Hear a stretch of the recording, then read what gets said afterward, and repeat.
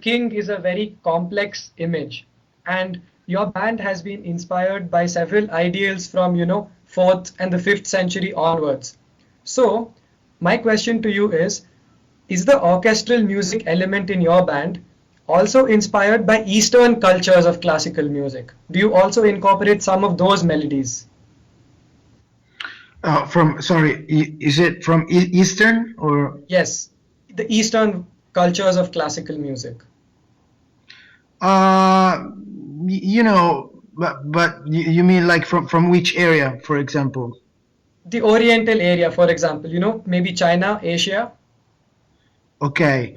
I mean, to be honest, actually no, but just because, of course, for example, I've been listening lately to a lot of the classical music, also from India, actually, Okay. that I totally didn't know before. And it's something extremely different from the European concept and the Western concept of classical music in history. So Right. it's something, so it has its own complexity and it's so different. And it's something that it's totally not in our heritage. So probably that's one of those kind of music where we didn't take inspiration, but just because, being growing here, we've been obviously continuously influenced by the European classical music from Germany, from Russia, and from Italy, of course. I mean, you can totally hear that there is a lot of the Italian heritage in what we do and in the melodies that we Right. use. I mean, sometimes, of course, when writing music, it happens that a certain idea of certain melodies also coming from other areas of the world come out. Right. Sometimes it's casually, or sometimes it's because obviously on a more mainstream level, you obviously have heard some certain stuff. You know what I mean? Even if you're not Yeah, yeah. much into that kind of music, but of course through cinema or Right. I think you can really find a lot of things into every music, and of course in our music there's a lot of complexity, and in the end someone could also recognize some of that, even if not intentionally. Absolutely, man. That's great to hear. And you said that you are inspired by the heritage around the place that you grew up in, and some of the ideals of your album King are about, in your words, about how we are addicted to something that we don't need, and the king is a figure that allows us to emerge from that positively. So, in your lyrics, Tommaso, do you also incorporate some amount of religious criticism, considering that Italy was a seat of power for the church? So sorry, I had some connection problem for a few seconds. I couldn't hear the last part of the question. Sorry, can you repeat? Yeah, sure. So I'm saying that have you incorporated any amount of religious criticism into your lyrics, considering that Italy was the seat of power for the church? No, not in this case, because I mean this is you know it's a very delicate thing. I think that of course every single institution in the world, including church, of course, but not only Christian church. I mean, including religious institutions, Right. is always made by human beings. So that means that for sure there's gonna be a certain amount of corruption and stuff like that, because it's just a natural thing. I believe it's something. It almost Absolutely. Yeah, it's almost impossible to avoid that.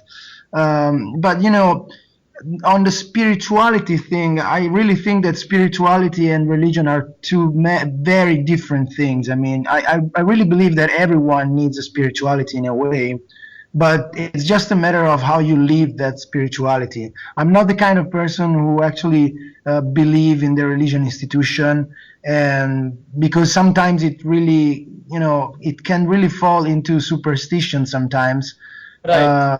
but in the meantime, I really think that spirituality is needed for everyone in a way, and everybody has his own way to live that, and it not has to be necessarily connected to a certain religion that they want to impose you in some way. But for which regards the thing I was saying about the addiction, I really think that it's something much more general, because I mean, Okay, if you think about also, I don't know, like one example is technology. right. Technology is something that can be seen in a very positive way, because of course, like the fact that you can communicate so easily with the rest of the world is very good, otherwise we couldn't be Yes. here now, and and Yeah. also talking to your family when you're out touring or whatever. But in the meantime, it is very easy sometimes for human beings to really get addicted to things in a stupid way, like, I don't know, spending a lot of time on Facebook or whatever, and Yeah. it's crazy. You see that people really is getting lost into that kind of things, and they're completely forgetting to look around and see, the world that is just here now. So it's a matter of presence to yourself, and of being able to distinguish between what is useful and what is useless, in my opinion. And also, yeah, remembering what is true, because addiction is also addiction to an idea sometimes. I mean, Right. they're proposing us, I don't know, all this incredible amount of, I don't know, reality shows and talent shows and stuff like that. Yeah. Haha. These kind of things are passing a completely wrong idea of what is art. I mean, Okay. being a musician is the most far thing from any talent show I've ever seen in my life. You know what I mean? I mean, it's a completely different thing. So Absolutely. it's yeah, I'm sometimes I'm worried or sad to see that these new generations sometimes are really growing with these fake ideas of fame and being someone important, and they don't see that this kind of mirage is something that can really lead you to extreme sadness, because the real life and the real things are something completely different. And I mean, life is not about being famous. Life is about living. It's about living everyday life. It's about enjoying what you do, that is completely personal and very detached from any judgment from the outside. Absolutely, man. That's great to hear. In fact, it's interesting. You just said that, technology is one of the new addictions that's come into the world. But, your band also uses a lot of virtual instruments and software to create the orchestra elements. And you have also Yeah. said that you wish to work with a real orchestra in the future. So how different will you sound if you use a real orchestra? Well, the good thing is that, of course, that's one of the positive uses of technology, and it's a good example.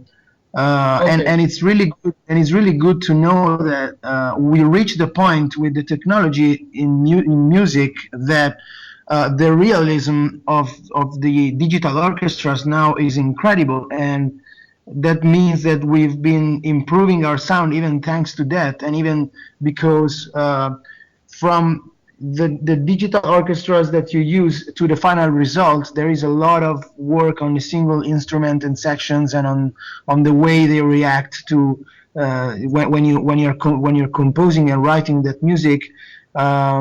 So I mean, uh, Francesco Ferrini in this case is the one who is in charge of the orchestral arrangements, and he's been, studying a lot and becoming very skilled on the realism of the orchestra. So I really believe that at this point, the sound that we have is very close to right. what could be the result with the real orchestra. But of course, on the other hand, the realism of reality cannot be reproduced fully, of course. So that's why, indeed, we would really like to work with real instruments, at least in part, at least mixing the two things. And it's something that we will surely do in the future, because it's also an interesting thing, musically talking, an experience that we really want to do. It just, we just need a little more time, and also it's also something that obviously needs a lot of investment because it's much more expensive to do, especially when we're working with so many musicians. And Okay. also, our music in particular has some passages that are really hard, even for a very skilled classical musician. So Oh, it's not okay. gonna be easy to do that, but for sure is one of our focuses because it is something that definitely would help to give even something more to the music and would be an amazing experience for us to be done. Well, we'd love to hear Fleshgod Apocalypse play with a real orchestra one day. And on King, you also released an orchestral version of your album. So, what was your vision while doing that? What did you hope to get across by releasing an orchestral version of your album?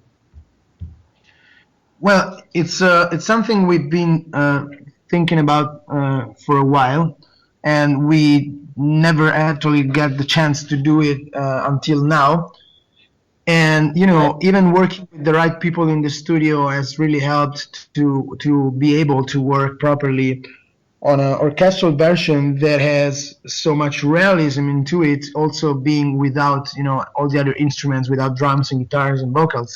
Right. And the idea behind that, of course, is to give even another perspective and a different chance to the listener to be able to also appreciate a lot of things that obviously and normally get sometimes lost into the rest of the music, Right. and get the chance to see what's the work behind the orchestral arrangements and how the orchestra actually sounds beside Fleshgod songs.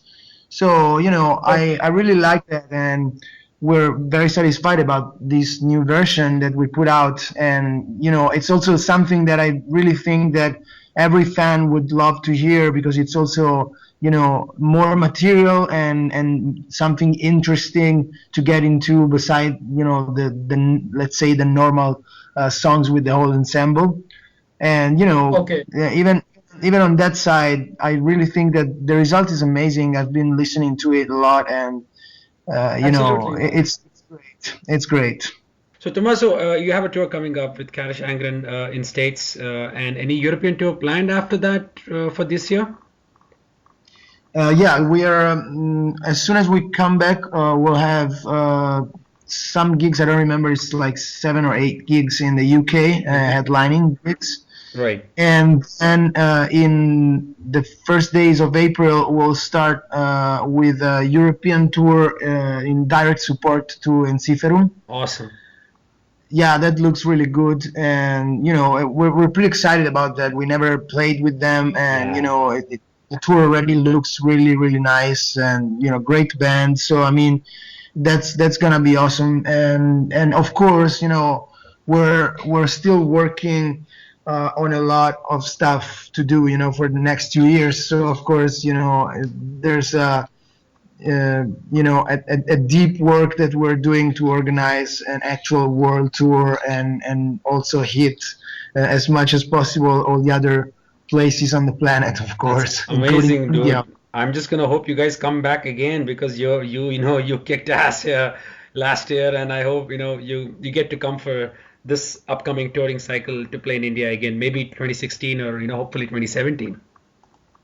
Yeah, of course, man. But that's for sure. I mean, we've been to a lot of places in the last 2 years, and we had so many good surprises. And to be honest, India has been absolutely one of those good surprises. And also, I mean, beside the fact that, of course, traveling is something beautiful, and it's one of the things that make us feel lucky to do this job. True. Beside the Playing. playing itself, Yeah. and I was totally amazed by India. I would really like to come back also, also maybe I also come back on my own and have some time to actually experience the place Experience. because it's great to get to know new places and new cultures and stuff. And but and beside that, really the first time we played there was really amazing. The crowd was totally crazy, and I couldn't expect anything like that. So I mean, for sure, it's one of those places we're planning to go back. But pretty much for now, there's without any exception, there's we've been to a lot of places and we had a great response pretty much all over. So I Everywhere. mean, so many places where we want to go back, and for sure we will go back. And I totally think that India is into our priorities. Awesome, man. Good to hear that, Tommaso. Good luck with the release, with the tour coming up, and it would be wonderful that you explore, you go to every other place in the world and play. Your fans are everywhere. Thanks a lot for the great, great interview, man. I really appreciate it. Thank you, guys. Thank you very much.